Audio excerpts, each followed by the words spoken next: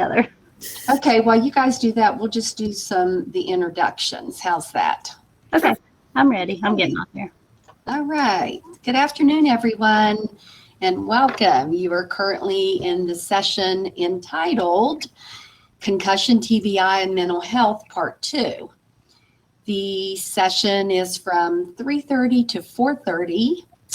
And if you have found yourself in the wrong session, please click on the sessions in the toolbar on the right of your screen and find the session you would like to attend. To ask any questions within the session, please note the words event and session to the right of your screen. Click session and then click questions and answers. And then we will keep a watch on that and let the speakers know that you have some questions. And for this session, nurses are approved for one CEU, and CEUs are also given to the LPCs and pending for psychologists and social workers. And after the conference, a link will be emailed to you for an online evaluation. And evaluation must be completed for each qualifying session within 2 weeks of the date the evaluation link is emailed. After completing the evaluations, a CEU certificate will be available for download. And for more information about CEUs, please visit the reception area of this event. So just a little bit about our presenters. If you guys were in part 1, you've already heard the spiel, so it'll be a refresher since we have different faces presenting this time. So April Fincham, CBIS, which is who presented in part 1. Just to reiterate, she is a traumatic brain injury outreach coordinator at West Virginia University's Center for Excellence in Disabilities. April is currently working on her MS in clinical rehabilitation counseling and mental health counseling at WVU and has been certified as a brain injury specialist since 2011. Our next presenter, Amanda Accord-Vera, EDD, OTR, LCBIS. She is an associate professor of occupational therapy at West Virginia University School of Medicine. She is also the principal investigator of the West Virginia Traumatic Brain Injury Federal Program and co-author of the American Occupational Therapy Association's Occupational Therapy Practice Guidelines for Adults with Traumatic Brain Injury. And the third presenter is Amanda Talkington, LGSW, CBIS, and RYT. She is a licensed graduate social worker and a brain injury specialist and a registered Yoga Alliance teacher. She works at the West Virginia Center of Excellence in Disabilities as the Traumatic Brain Injury Program Manager. Her passions include helping the people of West Virginia, spending time in nature, practicing and teaching self-care to individuals with disabilities and their caregivers. During her free time, she spends time in the woods hiking with her dog, Coda, and partner, Eric. Her goal is to one day own a therapeutic farm that celebrates the native West Virginia plants, herbs, and food while serving and providing a place for the people of West Virginia to be empowered and connected to nature. So now I'll hand it over to you guys. Thank you, Jenny. So we'll go ahead and get started. I know some of you were attending the session before. This is kind of the follow-up with more resources. And so we're going to talk about concussions and mild TBI and just implications for students when returning to the classroom.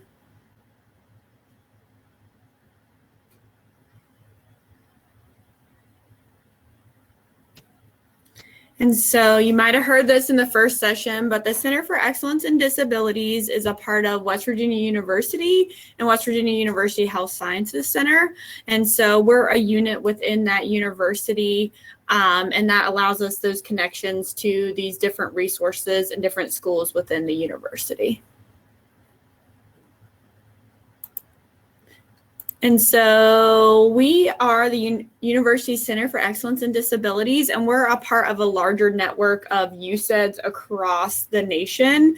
There is one in every state that's connected to a research institution that engages in practices to serve individuals with intellectual and developmental disabilities.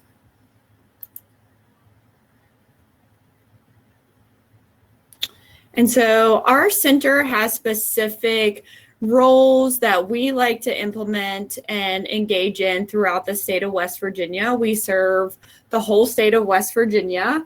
We provide education and training to university students in different disciplines to just prepare that workforce to be able to serve people with disabilities. We also provide technical assistance to individuals with disabilities and those direct care providers who serve them to just build that skill set and improve services. We do gap filling direct services to support those individuals. We disseminate information regarding disabilities and research that's conducted. And we also engage in research just to enhance those policies and services connected to people with disabilities across the state and their families. Now, Amanda.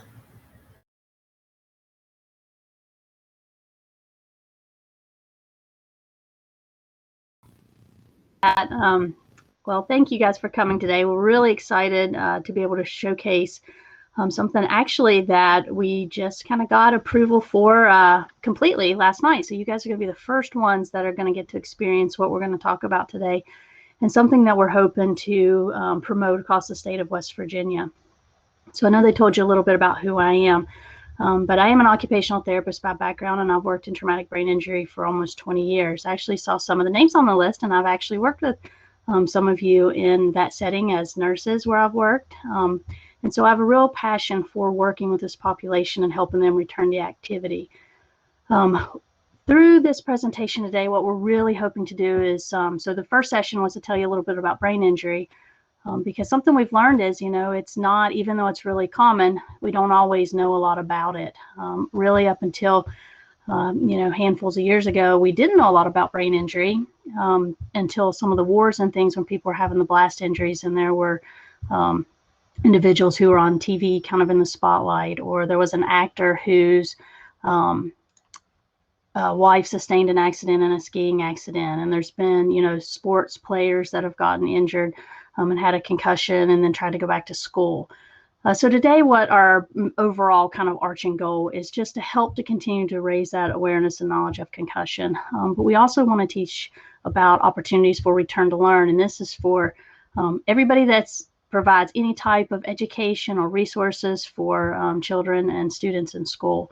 So this is appropriate for teachers, for counselors, for nurses, for administrators, for anyone who's working in the school system, athletics, whoever it is that may be helping our students.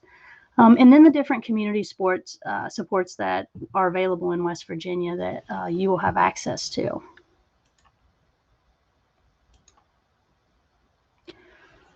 So this particular session, so if you were able to attend the first one, you would have gotten a much more thorough kind of overview of traumatic brain injury and concussion. We are going to hit on a couple of things about concussion this time that will complement what you learned in the first session, but may even expand on it, because we want to kind of get into that next step about what is return to learn and what is that process for implementation.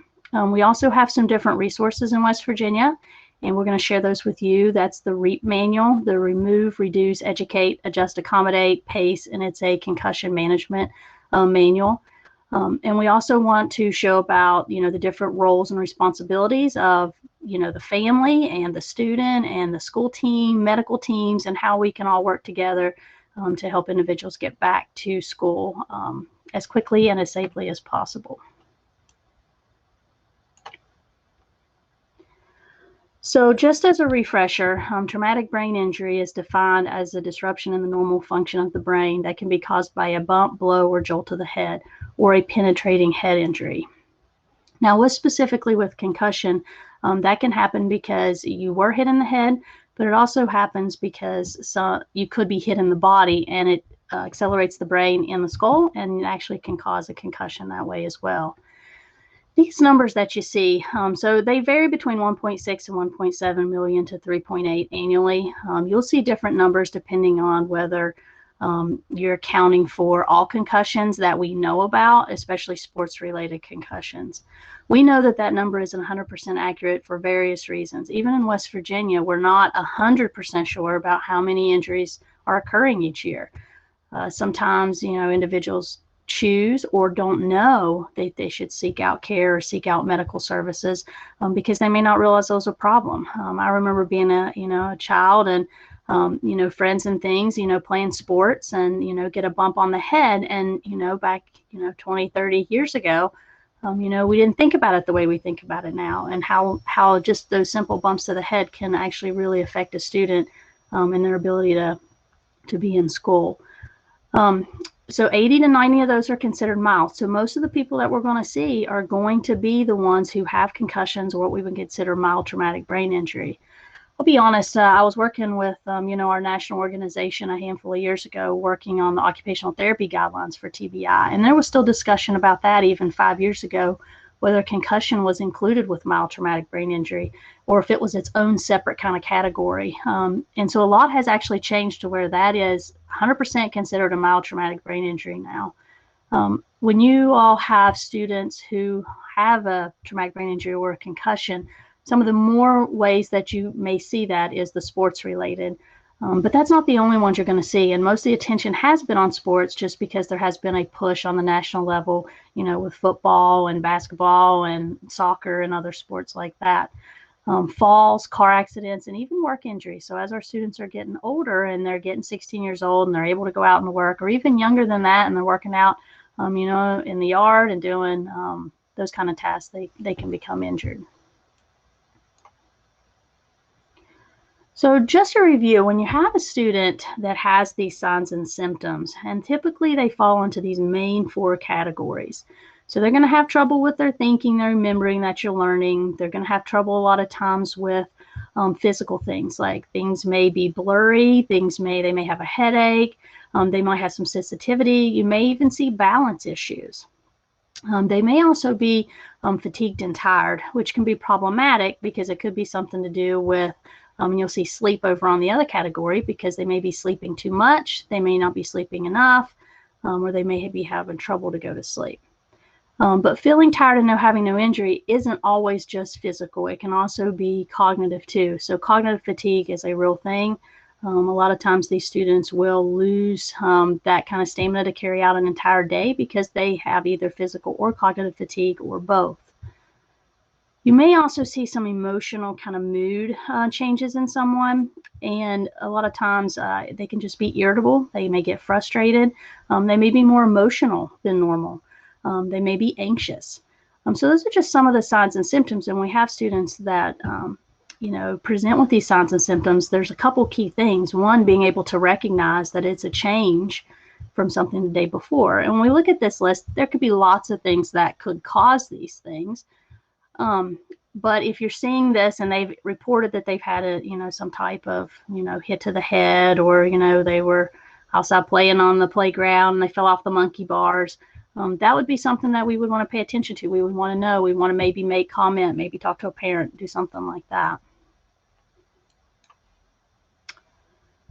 Now, for most people, and we're going to talk about recovery here in just a second, you're going to hear this word post-concussion syndrome. For most students who get a concussion, they're going to recover fairly quickly, usually within 30 days. But sometimes what happens is when the concussion symptoms do not disappear after this, what we consider this typical recovery time, they will go into this post-concussion syndrome. A lot of the techniques and things that we're going to show you today will apply for this population, but speaking to you all as the experts with IEPs and things like that, when someone has a more chronic condition or something that's lasting a longer time, that's the kind of process that you may end up in. So post-concussion syndrome, if you have a student who's gotten a mild traumatic brain injury, or they've had an extensive amount of time that they are recovering from that may be where you're leaning towards that way. So today, when we're talking about the materials, we're talking about that time period for when someone initially sustains the concussion and the typical recovery time. But the strategies that we're going to show today would also be very beneficial for this population. So let's talk a little bit about grading, recovering from concussion, and how we grade to help individuals get back. When we talk about recovery time, that is simply just the amount of time that it takes us from when the injury occurs till we're back to baseline, to what we were before, hopefully. You know, sometimes there are situations where individuals aren't able to get back to baseline, and there are factors that do affect that. One being that if you have had multiple concussions or multiple traumatic brain injuries, it's very possible that you may not get back to the baseline that you were before, because every time your brain has an injury to it, your brain's trying to recover from that, and sometimes it just may not. Age and gender is another thing. You know, depending on how old someone is, they may have better or you know, not as good of outcomes. Gender also plays a role. Males and females actually respond differently after concussion.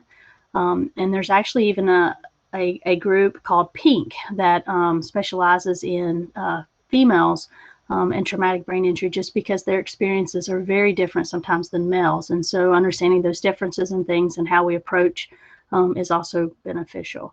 Also, what types of symptoms that are present.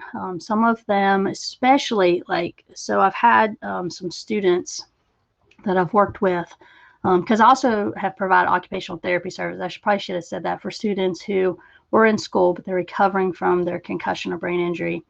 And the type of symptoms present, especially if some of them are symptoms that go along maybe with something else that's going on. So for example, if they have trouble with concentration, with memory and things like that, and prior to they had a diagnosis where they had trouble with attention, that can actually make it more difficult, the recovery time increase, just because you're already, you know, working with or dealing with the other thing, and you're adding something else in addition to that. But typically, so today's focus of our talk is it usually takes a week to 2 weeks to a month, somewhere in that ballpark, depending on whether it's your first one, how severe it was. But usually within 30 days, 90%, and this was for the sports, because there's a lot more research out there about athletes that are injured, more so than just the general population in school. 90% of those who sustain a concussion during sports fully recover within that 30 days. Now, so this is the important part, and this is where the return to learn, which we're going to talk about, comes in a minute. There's guiding principles of recovery. This has changed significantly over the years. They used to think that you should rest, you should have cognitive and physical rest until your symptoms subsided, meaning that students would be out of school, that they would be staying in a, you know, dim lighted room, they would be not playing on their phones or TVs, or and everything would be pretty quiet.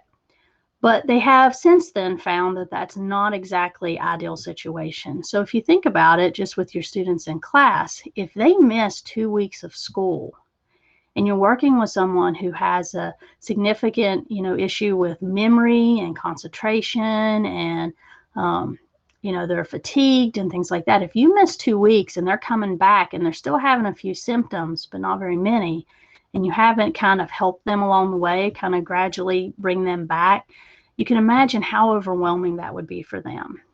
It becomes very difficult, and actually, because of that extra stress of kind of being put back into it quickly, can actually prolong their recovery time. And so what they found, and this isn't just for school, this is for all activities, everything that you do in your daily life. So avoiding activities in all environments that are known to exacerbate signs and symptoms actually prolong recovery. So what the new literature is saying is that we want to gradually reintroduce people back into their everyday activities. So they may stay home and rest the first, 24 to 48 hours, but after that, you want to try to figure out a plan that would help them successfully reintegrate back into the school system.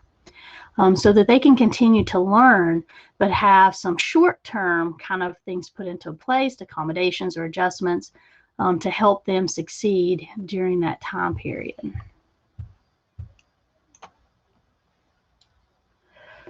So,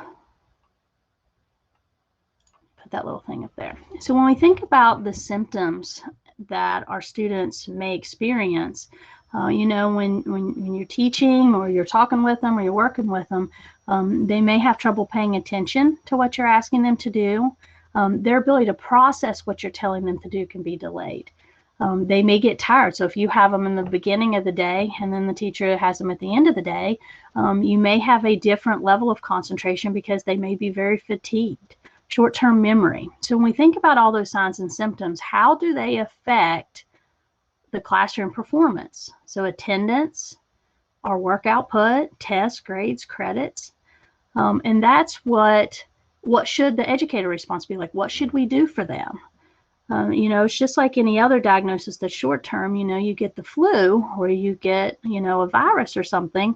You know, usually that doesn't affect our cognitive ability to participate in school. We may get a little behind, but typically we can catch up pretty quick. This is going to affect our cognitive, but it's a short-term issue usually. Now, sometimes it is long-term. But what can we do in that short-term interim to help them stay on track and just implement gradual kind of adjustments and things in their schedule?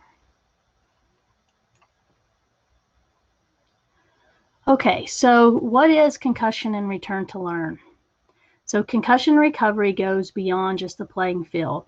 Well, there are students who are out there who may not ever return to playing, but they will return to learning on some level at some point. What we do know is there are over 300,000 children that are treated for concussion every year. And those children take about 2 to 4 weeks to recover. Children sometimes take a little bit longer than young adults or older adolescents. So that's something also to keep in mind. If you're working in younger populations, it may just take a little bit more time. So I'm going to turn it back over to Miranda, and she's going to talk to you about what exactly return to learn is and returning to the school environment. Thank you, Amanda. So there's a difference in returning to the school and returning to learn. So when we think about returning to the school, that is when a parent or guardian, you know, chooses to have that child return to the school based on their ability to manage their symptoms and be physically and cognitively present in the classroom to listen and learn.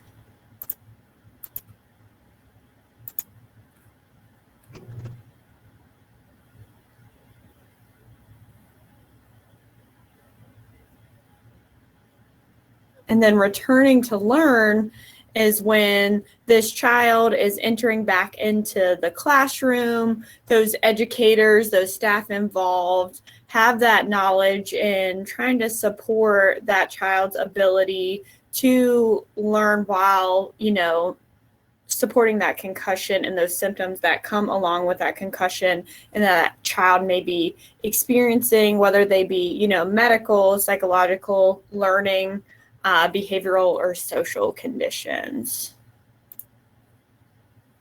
And so when thinking about this process, a student usually comes back to school within days of a concussion happening and they don't feel 100%. So they're not at 100%.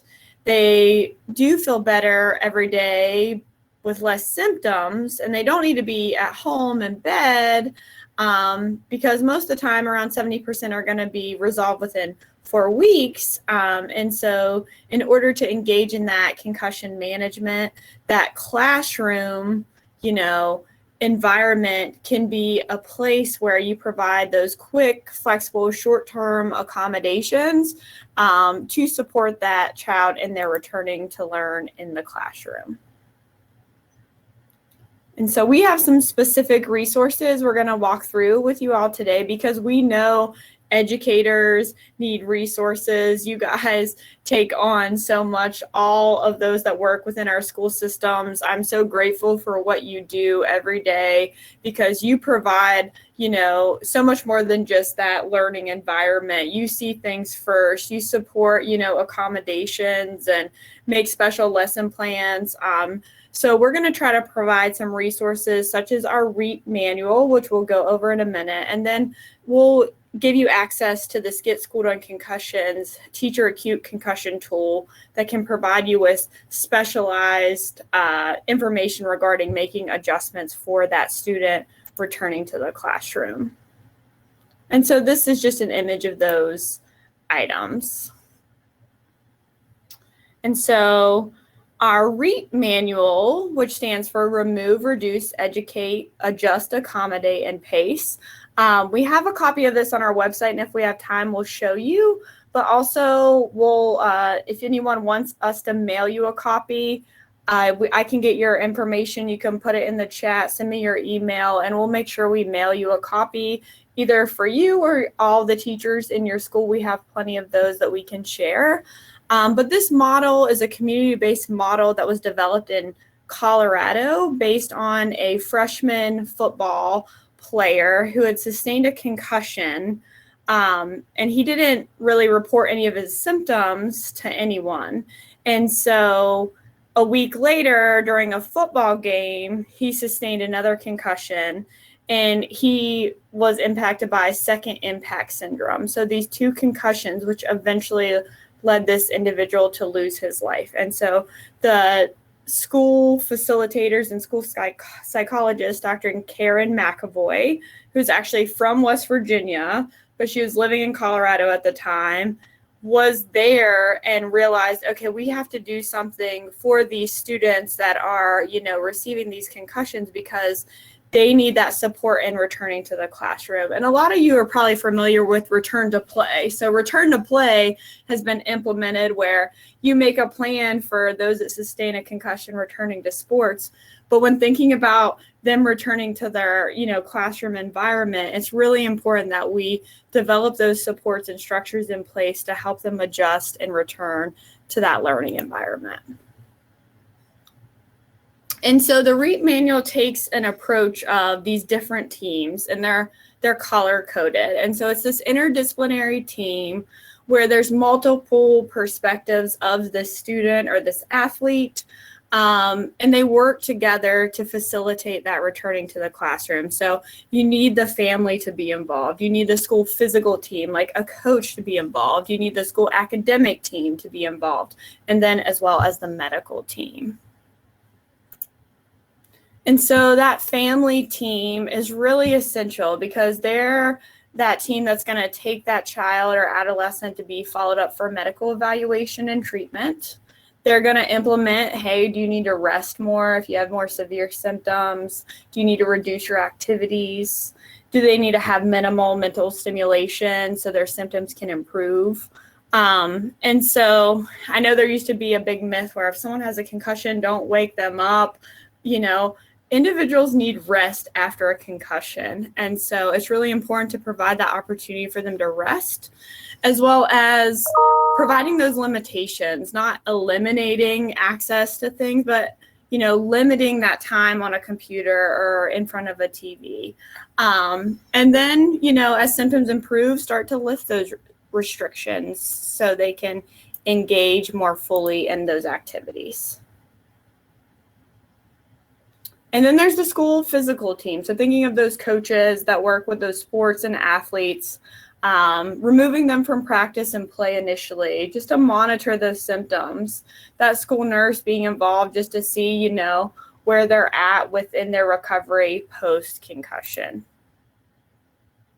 And then the academic team. The academic team is really important. So if the parent, is keeping that child home, if they have severe symptoms, or if that teacher sees, hey, they've returned to the classroom, their symptoms seem to be pretty intense, they might need to have a few more days at home to rest and recuperate. There's that rapport where they can collaborate with those parents or guardians to make those recommendations. And so then having that child return to school when the symptoms are, tolerable, that child is still able to engage, and just limiting the amount of schoolwork, and removing that non-essential work and reducing that semi-essential work, just to try to support them. Because when you sustain a traumatic brain injury, our brains are pretty amazing. They try to overcompensate, and they work really hard to make up for if there are any deficits. And so just thinking about how hard that individual might be working and how tiresome that might be. And then the medical team is really essential, especially within that assessment and diagnosis of that concussion, looking to see if there are any, head injury complications, supporting those recommendations for those academic adjustments, educating that student and family on that, typical course of a concussion, and just communicating with the other members of the team. And so when we think of REAP, we like to think like this does not equal more work or more 504s or IEPs. The whole purpose is just to provide those short-term accommodations and adjustments and support while they're recovering, so you can avoid having a 504 or IEP unless that is needed for that individual. And so before we dive into our resources, we put 2 case studies in here. And I think if you can think about it too, when you start playing with the resources, that might be helpful. And I'm not sure if everyone can use the chat or unmute themselves. So we're just going to present this case study. So this individual is 8 years old. They were in a motor vehicle accident. They returned to school 4 days after they've acquired their concussion or mild TBI. They're having trouble with bright lights. They feel like they're in a fog, very tired. And so you observe them being very irritable and fatigued. And so if you were the math teacher, what would you do in this case?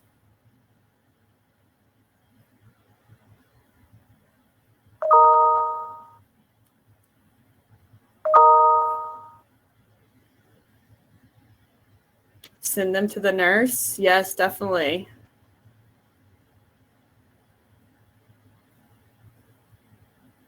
Any other thoughts?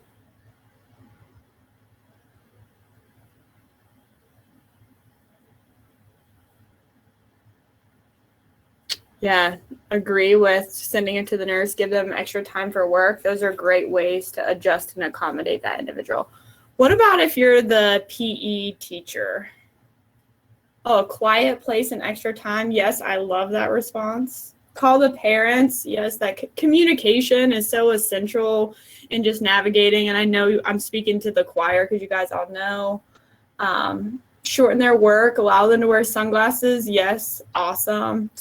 Have them sit out of PE for a while. Definitely.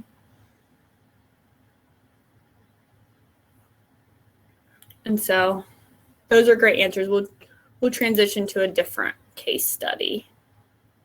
All right, so this individual is 17 years old.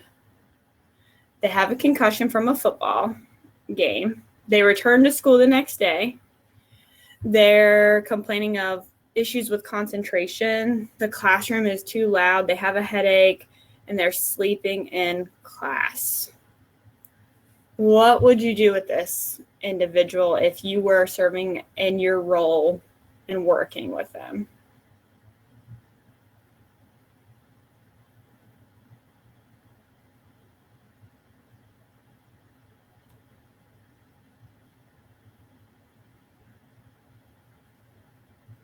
Yes, have a nurse assess and call a physician. And I saw before someone put decreased screen time, use blue light glasses, assist PE teacher, refer to a nurse, send to a nurse, do an assessment, call home immediately. Yes, that communication, again, is really important. And those teams working together to, just navigate the next steps for this student. Provide them a quiet place, maybe send them home.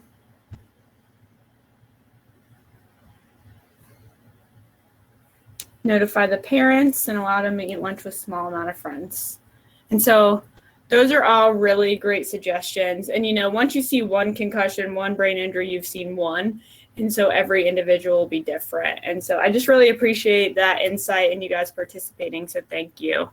And we'll just kind of run through pretty quickly some different, examples of adjustments. So if someone is dealing with fatigue or mental fatigue, giving them rest periods, having them scheduled, removing them from sports or, recess. Do not consider quiet reading as rest. That might make them, a little more fatigued and tired. Allow them to use sunglasses like someone suggested. If they're having difficulty concentrating, reducing that cognitive load. provide what is the most important concept for that student to learn during recovery, and just being careful not to provide too much work that really can be taxing and demanding on that student cognitively, because they are in those stages of recovery. If they have slowed processing speed, provide extra time for them to complete tests or projects. Assess whether their student has large tests or projects due within that recovery period. Maybe have a peer take notes for that individual. Do not penalize them for work not completed. If they have issues with their working memory, possibly exempting them from those routine work or tests. Again, revisiting what's the most important concept for the student to know, and then working towards the comprehension with smaller amounts of work and memorization. And then difficulty converting new learning into memory. And so, remove that busy work. Don't make that student accountable for that, work due in those 3 weeks within their recovery period, just to try to minimize that cognitive and emotional strain and ease that student back into that or cognitive load. And then those emotional symptoms, just be mindful that those may present. They may be irritable, feel frustrated, provide that support and reassurance, and just watch out for those secondary symptoms of depression or anxiety.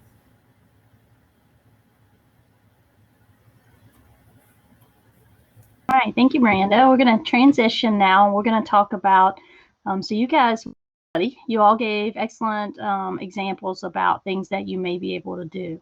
Well, Karen, that Miranda talked about earlier, actually came up and helped. She's, we're going to show a quick video here. Actually came up with this new programming, and it's Get Schooled on Concussions, and it has the teacher acute concussion tool in it. And this kind of new programming tells us what we need to do in the classroom. What do we do about missed instruction? How do we do the makeup work, quizzes, and when should they go back to extracurricular activities? So this is important for all school personnel. This could be something that if you are administrator or nurses, you may want to take into your school and help your entire, all the teachers that you have in your school to get trained on this software. And so what we're going to do is we're going to show you a video, and this video was developed by Karen with the Get Schooled on Concussion, and it's going to kind of give an overview of what this programming is, and then together we're going to get on and we're going to do the little training thing so that you all can start to see some of the stuff and resources that you would get in the classroom.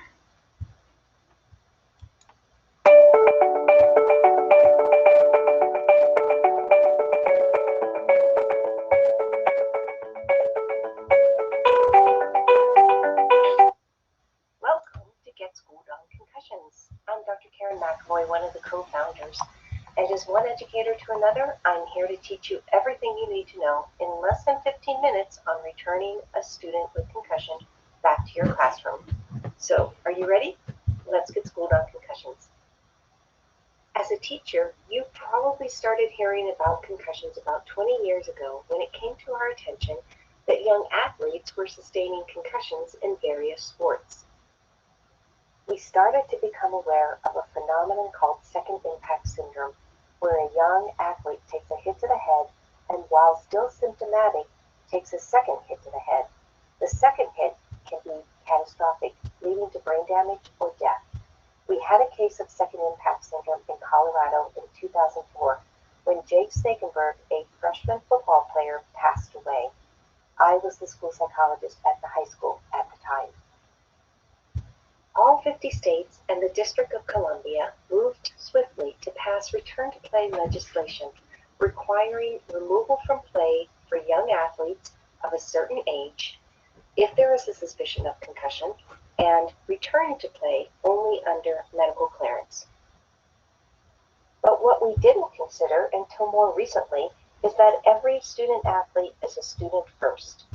So while it is important to remove all students with a concussion from PE, physical play at recess, school-sponsored sports, and recreational sports, in the meantime, we as educators must also do everything we can to provide a soft landing for them to return to learn, even if they don't return to play. Let's start with the definition of concussion. A concussion is a complex pathophysiological cascade of events that happens on a cellular level with the cells in the brain. It's not a structural problem, meaning you wouldn't see it on a CAT scan or an MRI, but you do see the functional problems as a result. Any hit to the head or jolt of the body that causes the brain to shake in the skull can result in a concussion. And the functional problems that you see with a concussion are these signs and symptoms, which fall into 4 different categories: physical symptoms, cognitive symptoms, emotional symptoms, and sleep and energy symptoms. The good news is that we don't expect a concussion to be a long-term injury. We expect 70% of students with a concussion to get better within 28 days. We don't expect students with a concussion to be out of school for very long. They may miss a few days, maybe a week, and we don't expect students to have long-term grade or credit consequences if we all jump in and support these students right away. So if 70% of students with a concussion get better within 28 days, where does concussion management really need to happen? Yes, in your general education classroom. Fortunately, concussions are not a 504 problem or an IEP problem. Good concussion management requires that we are quick and flexible and that we put some academic adjustments in place in the general ed classroom so that we can support these students for the first 1 to 4 weeks of their concussion. Does this sound familiar to you? That's because we as educators already have an existing educational framework in place that supports all students who struggle at school, whether that be from reading or behavior or medical conditions. Your school probably already has an MTSS multi-tier system of support or RTI response to intervention system in place. That means that we focus most of our supports in general education to prevent longer-term or more complicated problems. Concussion fits within this system. Get Schooled on Concussions has taken the medical science of concussion and turned it into language that fits for us as educators. When you have a student with a concussion return to your classroom, we want you to focus on only these 3 things in this order: mental fatigue, slow processing speed, and short-term memory. When a student with a concussion returns to your classroom, focus on symptom management first. That's because students with a concussion will potentially have symptoms for up to 4 weeks. We cannot wait for them to be 100% symptom-free before they return to school. So the first thing that we would ask you to do is just to offer a soft landing and help them manage their symptoms so that they can be at school and hear your instruction.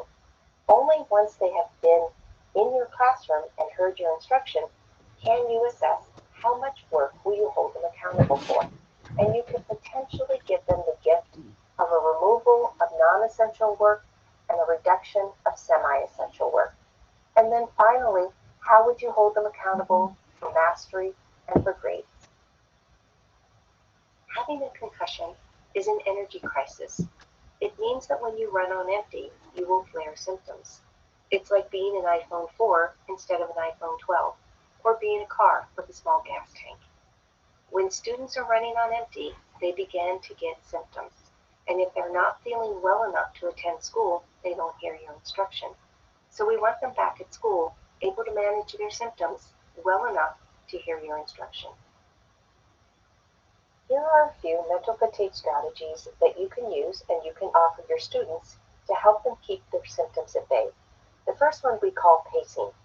After a certain amount of mental exertion, students might need to close their eyes or put their head down on the desk for 5 or 10 minutes in the classroom simply to refuel. Some students might need to take a strategic rest break.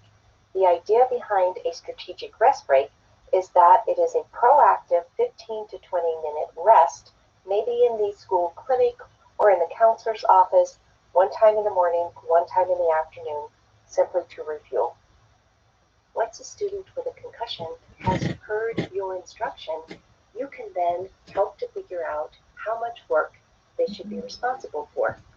A But keep in mind, they do have slow processing speed.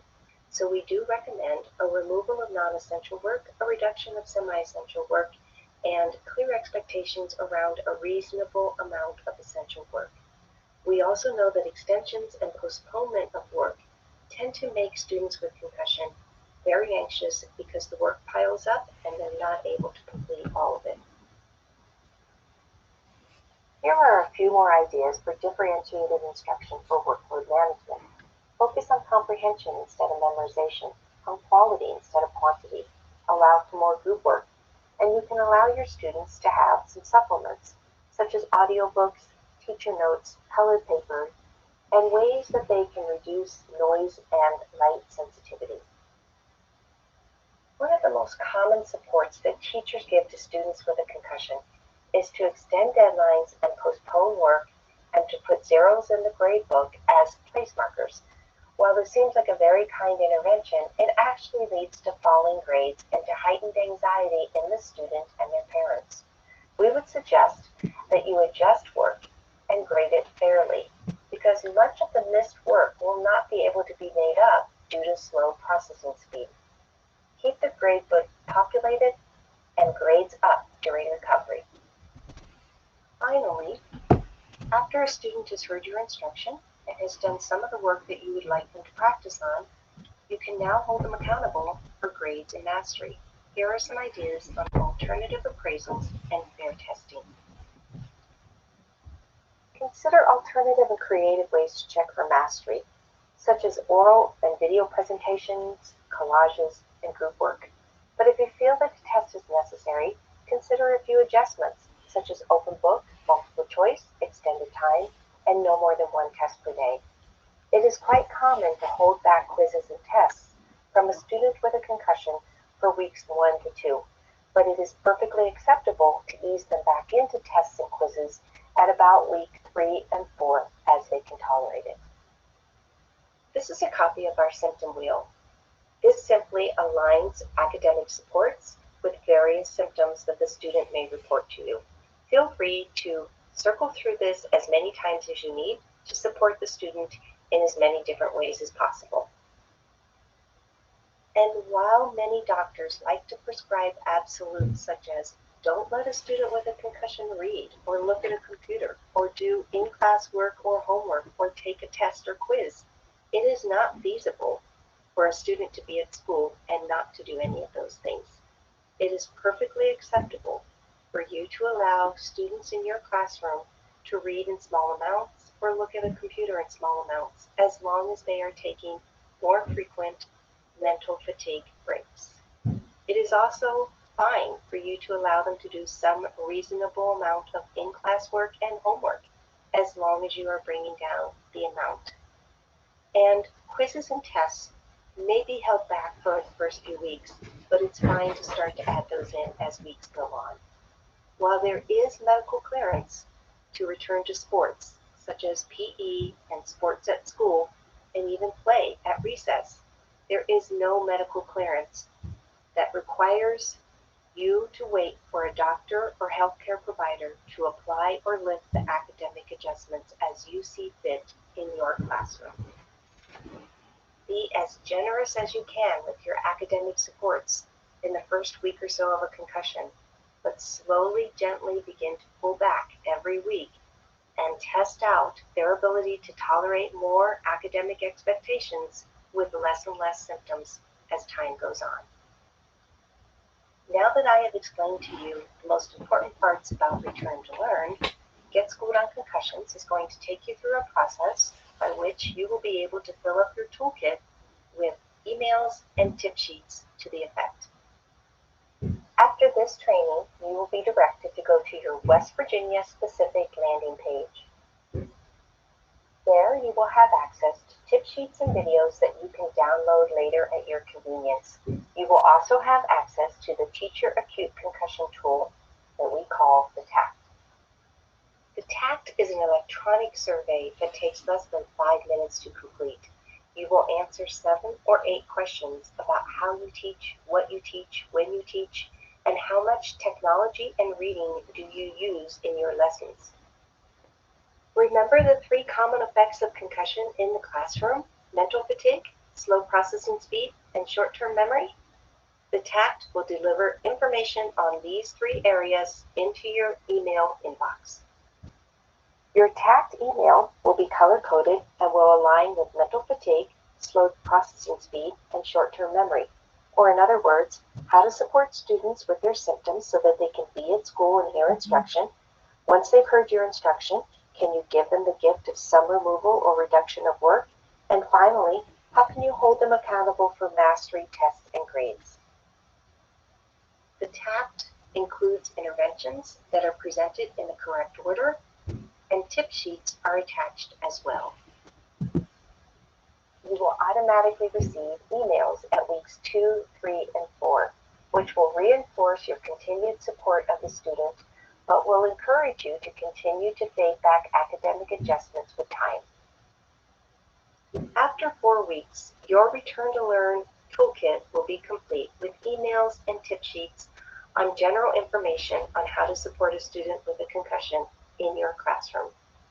Later, when you do have a student that does come back into your classroom, you'll be notified again to go back into the TACT, take the survey again, and to answer the questions around that particular student so that you can customize your supports even more specifically, just in real time for that particular student.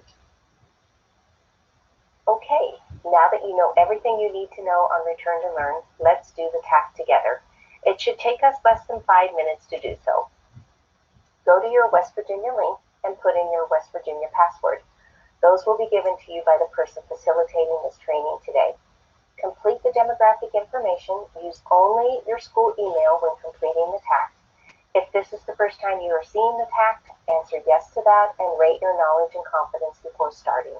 Then answer the 7 or 8 questions about how you teach with an imaginary student in mind. Or if you cannot think of an imaginary student, click on number 3 on all questions to get a generic start. By the time you get back to your classroom, you should have received your initial TACT email, and you will continue to receive emails and tip sheets for the next 3 weeks. Thank you for getting schooled on concussions and for everything you do for students every single day.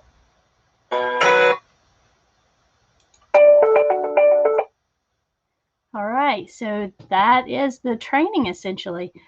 So it's really an easy process. It's something that can be taken to schools and shared with all the teachers and all the other employees in there. But really this tool specific is for the teachers to be able to use in the classroom. So when the patient or the students are exhibiting some of these signs and symptoms, they would know some different accommodations and things. So today what we're hoping is that you all will be our first group to try this out. And what will happen is we're going to go to this landing page together. You're going to put in that password, and I might be able to copy it. No, I can't. Miranda, can you put it in for me? Thank you. And so I want you to click on the link, and we're kind of going to go through it together. If you would like to do that today, which we're hoping that you will. And so that way you're going to get the email so that you will start to get those tip sheets. So what usually happens is if we were going to go into a school, which is what we're hoping to do here this fall, now that restrictions have eased up, that we could do it on Zoom. We could do it. We could train the nurse or the counselors at your school to do it, to host it, maybe during one of your, how you have those kind of staff meetings and things, during one of those. And all it is you show the 15-minute video. You would log in to this website. Yes, let me go back to there too so you can type it in. And there's the password, and Miranda's putting them in the chat. And I'm going to show you what you click on. And then when you have a student, so today you can think about a student that you've had, or you can just do it based, and she said pick option 3, so it'll just give you a general one. And once you have this training, then you're good to go. And so the next time when you have a student who has this, you can just hop into the website, put in your password, and you can make it specific to the student that you're wanting to figure out what are the best accommodations for the class you're teaching and the way you teach and the things that you do. So once you log on, you should see these 3 items. It's really important when we log into this that you want the West Virginia at the end, because if not, you'll just go to their general page. and that won't have the resources, or we won't have your information so that we can continue to give you more information down the road. So once you log on, you're going to hit this button to access the TACT. What you'll also see is there are tip sheets and additional videos that you all can watch at your convenience if you want to learn more about concussion and ways that you can help your students in the classroom. Once you log on, to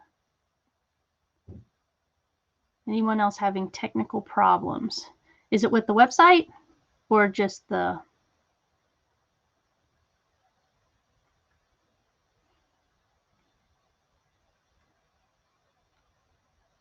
So once you log in, you're going to hit this very first box where the arrow is, and it should bring you to a screen like this.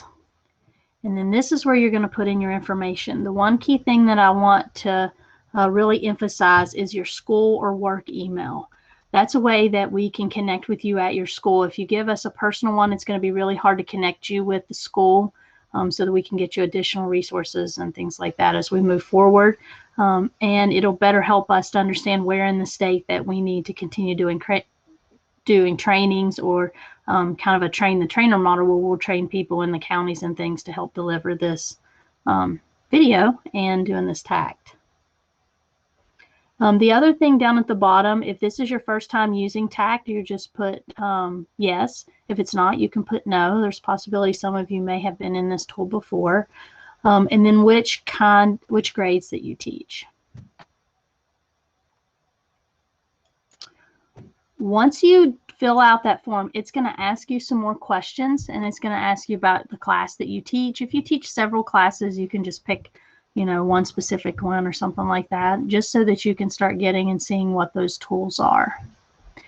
Because after you fill it out, what's going to happen is you're going to get an email, and it would, after today, because today's just a training, it would be very specific to a student. So you're going to get lots of tip sheets and things on how you can modify things in your classroom for that short period of time to help that student with the symptoms that they're exhibiting, to make it easier for them to succeed in the classroom while they're recovering. And so this is just a copy of the email that I got because I practiced it and tried it. Yes, we would love for nurses to sign in. Nurses, administrators, counselors, everyone, because it is very much a team approach. And what we're hoping is that, whether it's nursing or your administrators of your schools or your counselors, that you can share this with the teachers that are there. But we also want you all to be familiar with what the TACT is, so that you can help guide if, you have a new teacher or you had a teacher who hadn't heard of this, to get this training out. So we'd like everybody to do it. And we also want you to have these resources, because these resources are just going to be kind of guides to how you can help students. And it may be additional things in the classroom, like, maybe sitting in the lunchroom if they're having trouble with lights and things like that. It may be able to help you come up with some accommodations and things in those environments as well. Just thinking about, different accommodations that you might use.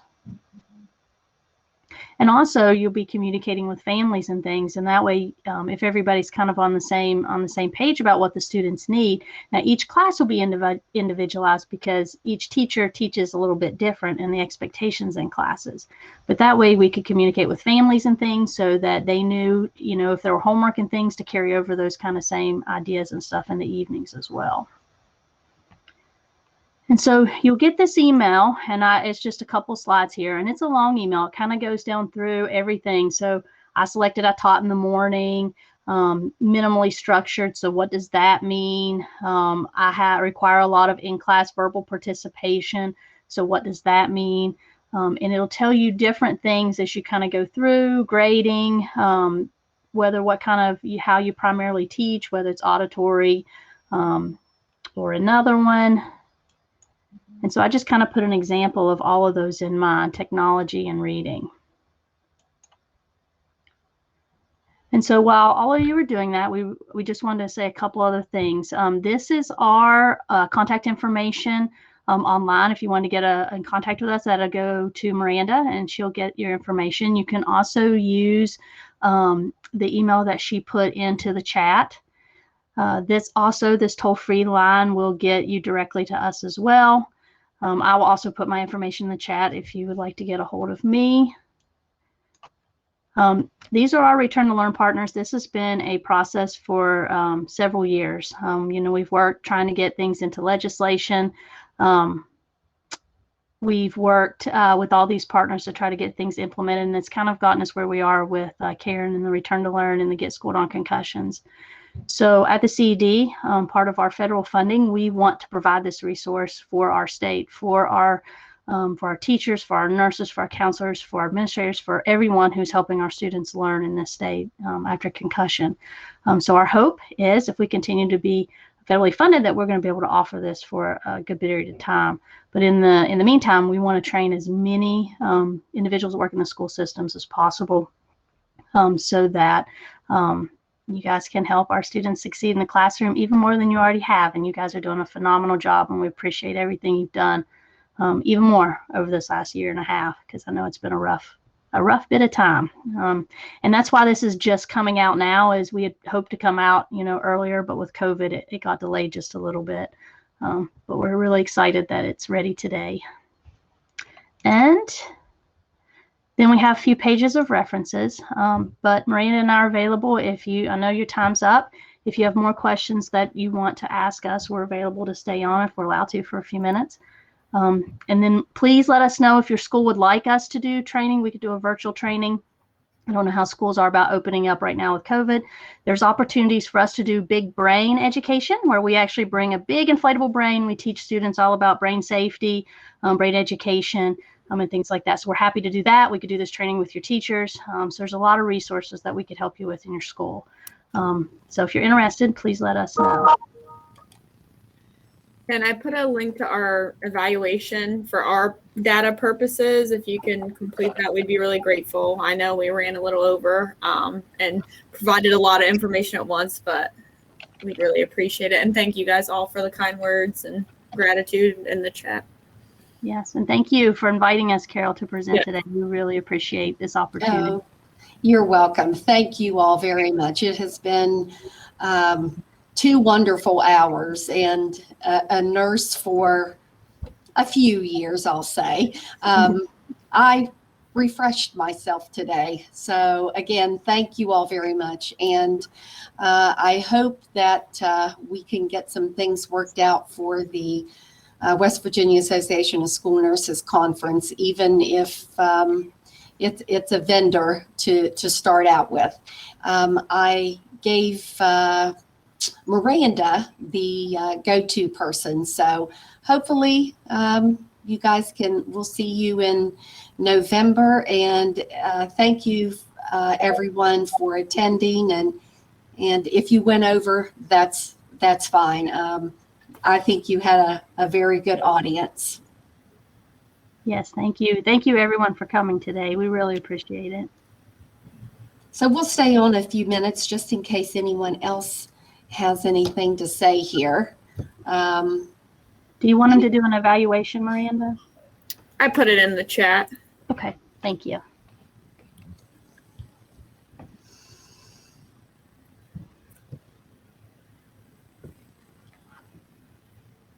And I see Rebecca, if you're still on here, I can give you the access to the evaluation for the first session. It will be a different link. I'll put part 1 before.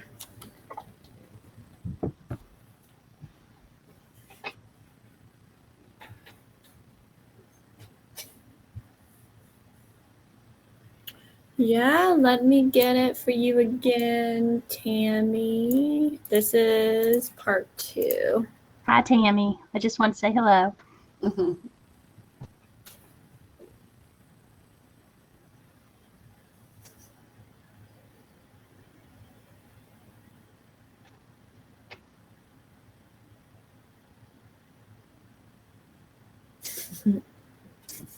We worked together many years with this population in patient rehab. So.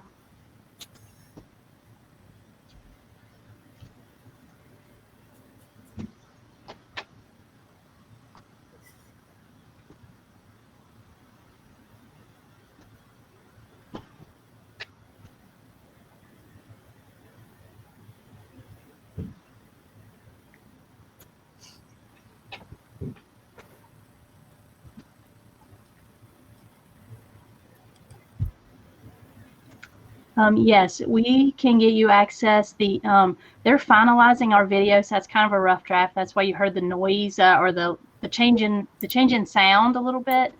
So when we get the finalized video, we'll send that out, but we can send the PowerPoint minus those just 2 pages of the video and the password, just so we can send those together so they get to the right thing. Because you have to watch a video to do the TAC training is the goal. So we'll just take those 2 things out, and then we can send that, Carol, to anybody that needs it. So you can reach out to us. We'll send it to you, or you have it, Carol, if somebody needs it from you, however you want to do that. Okay. But then as we come to your schools and we show the video, all the people that are at your school will have access to that password and the web page and the video, so you'll be able to use it. And we're hoping to have a 5-year contract with them, so that's our plan if it all works out. So, but we're definitely have it right now, so we're just going to keep moving forward. Okay, if there's not any more questions or comments, we'll go ahead and close this session. And again, thank you all very much for presenting for us today. Thank you. And everyone, I hope we see you all tomorrow. Have a good evening. You too. Thank you, Carol. Thank You're you. welcome. Bye-bye. Bye.